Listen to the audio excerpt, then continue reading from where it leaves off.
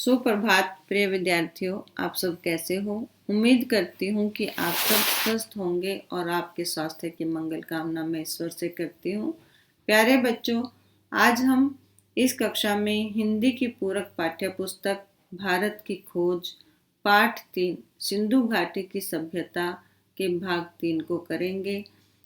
हमने पिछली कक्षा में भाग 2 के बारे में जाना था और समझा था।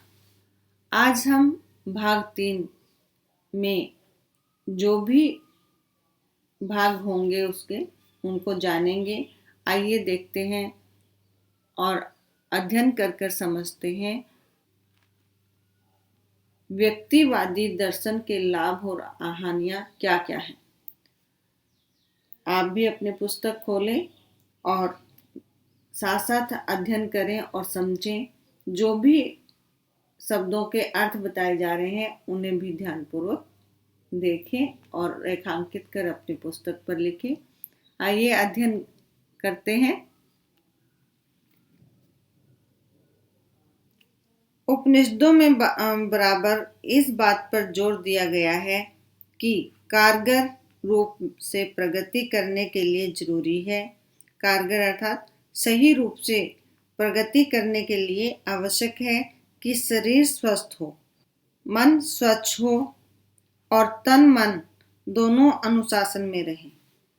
ज्ञानार्जन या और किसी भी तरह की उपलब्धि के लिए संयम, आत्म पीड़न और आत्म त्याग जरूरी है। ज्ञानार्जन कहा गया है ज्ञान प्राप्त करना। ज्ञान प्राप्त करना या और किसी तरह की उपलब्धि अर्थात प्राप्ति के लिए संयम। आत्म पीड़न अर्थात स्वयं को दुख पहुंचाना और आत्म त्याग अच्छे उद्देश्यों की प्राप्ति के लिए अपनी जान की परवाह न करना जरूरी है, आवश्यक है। इस प्रकार की तपस्या का विचार भारतीय चिंतन में सहज रूप से निहित है। सहज अर्थात स्वाभाविक रूप से समाया हुआ है, निहित।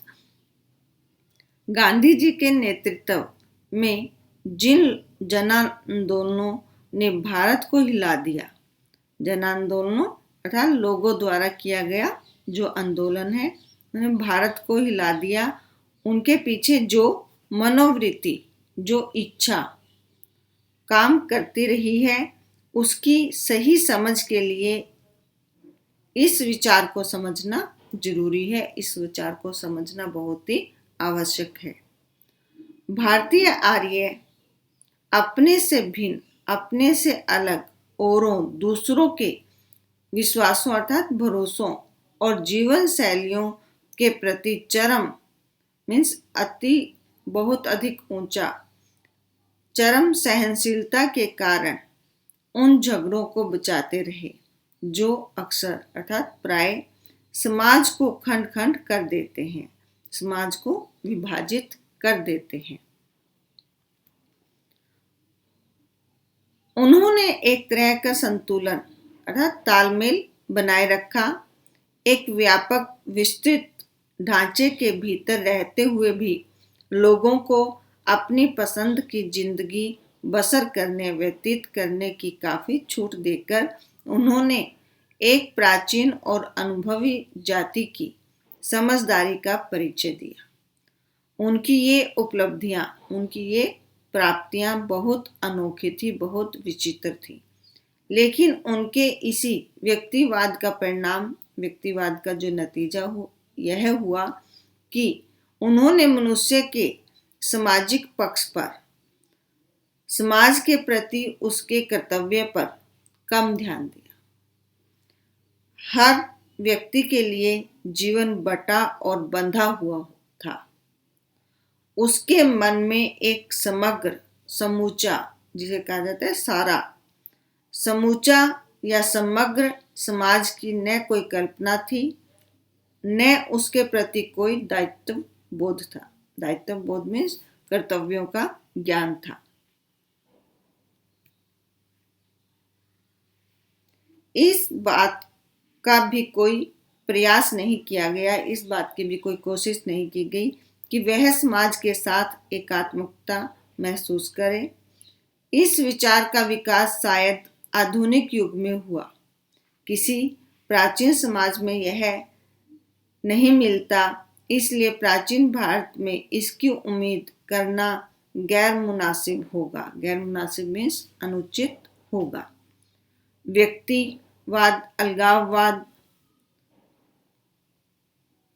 अलगाववाद और ऊंच नीच पर आधारित जातिवाद पर भारत में कहीं अधिक बल दिया जाता रहा। बाद में हमारी जनता का दिमाग इस प्रवृत्ति का बंदी बन गया। हमारे पूरे इतिहास में यह एक बहुत बड़ी कमजोरी रही। यह कहा जा सकता है कि जाति व्यवस्था में शक्ति के बढ़ने के साथ साथ हमारी बौद्धिक जड़ता बढ़ती गई। बौद्धिक जड़ता अर्थात बुद्धि को सोचने समझने की असमर्थता बढ़ती गई और जाति की रचनात्मक शक्ति अर्थात कुछ नया करने की जो क्षमता है वो धुंधली अस्पष्टता से चली गई, अस्पष्ट होती चली गई अर्थात धुंधलाती चली गई। आइए अब आगे देखते हैं भौतिकवाद। भौतिकवाद क्या है? जो भौतिक हमारे जो संसारिक सुख है उन्हें भोगने के योग्य जो चीजें हैं उसे कहा गया है भौतिकवाद। इसका भी अध्ययन कर जाने, आइए देखिए समझते हैं। हमारा बहुत बड़ा दुर्भाग्य है कि हमने यूनान में, भारत में और दूसरे भागों में भी विश्व के प्राचीन साहित्य के एक बहुत बड़े हिस्से भाग को खो दिया है। यह शायद इसलिए हुआ कि इन ग्रंथों को आरंभ शुरू में ताड़पत्रों पर या भोजपत्रों पर लिखा गया। उसका क्या कारण है? शायद पहले समय में जो ताड़पत्र कहा गया है एक ऐसा पेड़ जिसके पत्तों पर लिखा जाता है, या भोजपत्र भी उसी जैसा पेड़ है और उसके भी पत्तों पर लिखा जाता था। कागज पर लिखने का चलन अर्थात रिवाज बाद में हुआ। कागज पर जब लिखा जाता था वो चलन बाद में हुआ।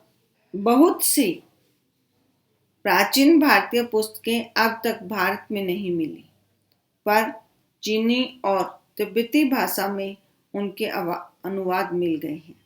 जो प्राचीन भारतीय पुस्तकें थी अब तक भारत में नहीं मिली, परंतु कौन सी मिल गई? चीनी और तिब्बती भाषा में अनुवाद किए हुए पुस्तकें मिल गई।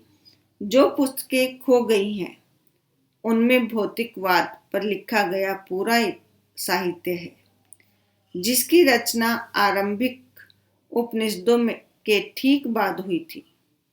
इस साहित्य का हवाला का अर्थ है उदाहरण, अब सिर्फ इनकी आलोचनाओं में मिलता है। आलोचना मीन्स एक दूसरे पर की निंदा करना, या फिर भौतिकवादी सिद्धांतों के खंडन के विशद प्रयास में, विशद अर्थात गंभीर प्रयास कोशिश में। फिर भी इस बात में कोई शंका नहीं है कि भारत में सदियों तक भौतिकवादी दर्शन का प्रचलन रहा और जनता पर उस समय का उसका गहरा प्रभाव असर रहा। राजनीतिक और आर्थिक संगठन पर ईस्वी पूर्व 4वीं शताब्दी में रचित कौटिल्य की प्रसिद्ध रचना अर्थशास्त्र। कौटिल्य की कौन सी प्रसिद्ध रचना है? अर्थशास्त्र में इसका उल्लेख भारत के प्रमुख दार्शनिक सिद्धांत के रूप में किया गया है। भारत में भौतिकवाद के बहुत से साहित्य को पुरोहितों और धर्म के पुराणपंथी स्वरूप में विश्वास करने वाले लोगों ने बाद में नष्ट कर दिया। पुरोहित जो पूजा इत्यादि कर्मकांड इत्यादि करवाते हैं उन्हें पुरोहित कहा गया है, और पुराणपंथी जो पुराण आदि धर्मों के अनुयायी होते हैं उन्हें पुराणपंथी कहा जाता है। पुरोहितों और धर्म के पुराणपंथी स्वरूप में विश्वास भरोसा करने वाले लोगों ने बाद में नष्ट कर दिया, उन्हें बर्बाद कर दिया। भौतिकवादियों ने विचार धर्म और ब्रह्म विज्ञान के अधिकारियों और स्वार्थ से प्रेरित विचारों का विरोध किया।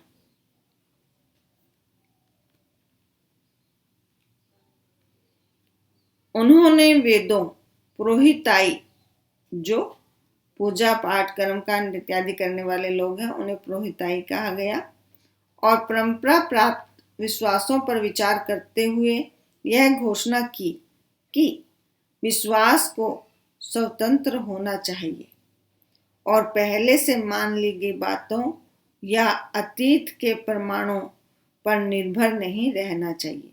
जो हमारे भूतकाल में जो प्रमाण सिद्ध हुए हैं उन पर ही हमें निर्भर नहीं रहना चाहिए। उन्होंने हर तरह के जादू टोने और अंधविश्वास की घोर निंदा, गहरी निंदा की है। उनका सामान्य रुख अनेक दृष्टियों से आधुनिक भौतिकवादी दृष्टिकोण जैसा था। वे अपने आप को अतीत की बेड़ियों और बोझ से मुक्त करना चाहते थे, मुक्त अर्थात आजाद करना चाहते थे उन तमाम बातों से जो प्रत्यक्ष दिखाई नहीं देती, उन सभी बातों से जो प्रत्यक्ष मीन्स आंखों के सामने दिखाई नहीं देती, साथ ही काल्पनिक देवताओं की पूजा से। उनके अनुसार वास्तविक अस्तित्व, वास्तविक जो उपस्थिति है, केवल विभिन्न रूपों में वर्तमान पदार्थ का और इस संसार का ही मानना जा सकता है। इसके अलावा, इसके अतिरिक्त न कोई संसार है, न स्वर्ग और नरक है, और न ही शरीर से अलग कोई आत्मा, मन एवं बुद्धि और बाकी सब चीजों का विकास बुनियादी मीन्स आधारभूत तत्वों से हुआ है। नैतिक नियम मनुष्य के द्वारा बनाई गई रूढ़ियां मात्र हैं। रूढ़ियां अर्थात पुरानी विचारधाराएं मात्र हैं। तो प्यारे बच्चों, हमने सिंधु घाटी सभ्यता के भाग 3 को भी जाना। उसमें हमने जाना व्यक्तिवादी दर्शन के लाभ और हानियों के बारे में और भौतिकवाद के बारे में। इससे आगे हम सिंधु घाटी सभ्यता के भाग 4 को करेंगे। उसमें हम महाकाव्य, इतिहास, परंपरा और मिथक, भगवत गीता आदि के बारे में पढ़ेंगे। जब तक आप भाग 3 का अध्ययन करें, समझें और कोई भी आपको डाउट आए तो आप पूछ सकते हो। धन्यवाद। आपका दिन शुभ हो।